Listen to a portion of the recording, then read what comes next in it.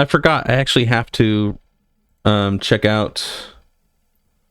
I'm waiting for this to process. It's still cell fracturing. There is something else I need to check out here. Let's see here. I'm friends with this band. They're called Hardest. I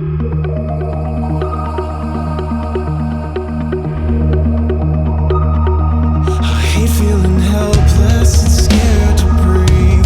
The weight of your words are crushing me. I wanna move forward, I need to be strong. I'm stuck on a path I don't belong. I wanted to let you know that He's got such a cool voice.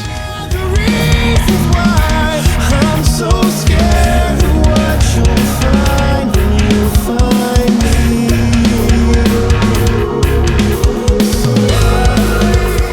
I think the feeling. Where empathy means nothing. You started a fire, but you couldn't stand to watch it burn. You don't own up to your mistakes, so you never learn. Yeah.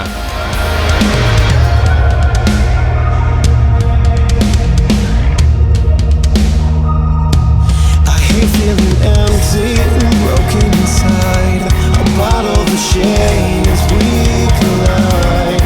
Every word spoken strung me along. I shouldn't have been so comfortable. So Yeah. where empathy means nothing. You started a fire, but you couldn't stand to watch it burn. You don't own up to your mistakes, so you never learn. You started a fire, you're a liar, but it's not your concern. You don't own up to your mistakes, so you never learn. Yeah, it's cool. You never learn.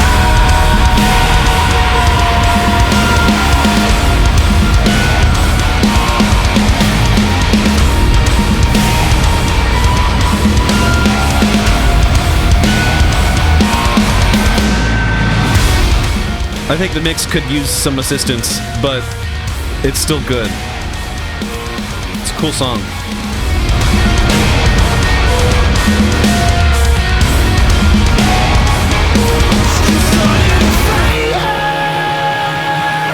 But you couldn't stand to watch it burn. You don't own up to your mistakes, so you never learn. The never learn. That's really cool. It's a good hook. But it's not your concern. Yeah, good. To your mistakes, so you never learn. No, you never learn.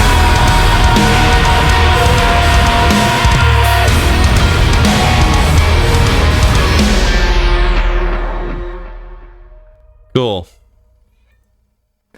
Cool. Yeah, the vocals are definitely the what shine here for sure. Yeah, that's cool. Sounds better on Spotify, that's for sure. There's no volume cap. I hate that. I hate on YouTube how YouTube is like, oh, we'll just turn down the volume, you know, on your mix. It's like, can you not? Like, can you not do that, please? I hate it when they do that. It drives me crazy. I've always loved his voice. He has such a unique voice. The way that he sings. He's a really silly dude too. I've met him a couple times. His name is Bryce Beckley. I ate In and Out with him one time down in California. Nice guy, hilarious, really funny, really good sense of humor. He's a good guy though. I really like him, and I hope they produce more. I hope they come out with more. That was a good song. I can't find lyrics anywhere, so of course I can't review the lyrics, but they sound like they're well written. They sounded emotional, not in the lame way, but in a good way, in an honest way, not in a performative way. And I know they got signed to Roadrunner Records, and then I think they pulled out of their deal. I think they didn't want to turn into a typical rock band. I think that was the problem, is that like a lot of these bands they'll put out some sort of unique sound that sounds really, really cool, And then a label will be like, hey, well, we like your sound too. You want to be signed? And they're like, yeah, that sounds great. And then the label's like, cool, we're going to change your sound, and we're going to change how you sound. We're going to make you more palatable to the Octane Core Sirius XM audience. You know, it's like, what are we doing? You know, what are we doing? They're like, maybe we shouldn't do this, you know, and they pulled out. So, and now that single that we just listened to was their first song that they've released in like a decade of like being silent after they quit with Roadrunner Records. And it sounds like their old stuff, you know, sounds correct. I feel like labels now are kind of in a weird spot, you know, like they're in a weird spot where it's like bands can just produce everything themselves now. So what can you actually bring to the table, you know? Because if what you can bring to the table is just creative control so that you can guarantee shows, you know, and guarantee tours where you break even and all the money that you make goes back to the label so that everyone can have a salary, it's like, that's not really much that you can bring. You can't really bring much to the table under that model. You know, I think bands now have to really rethink what the mode of profit or the road to profit should be. And I really do think it's like singles released online, sell merch, and perform online. You know, everything's online now, and until things can like be reorganized in a different way, you know, I think that's the best path forward for bands to take, which in some ways is really cool and some other ways is not so cool. So, but it's like, what can you do? You know, what can you do otherwise?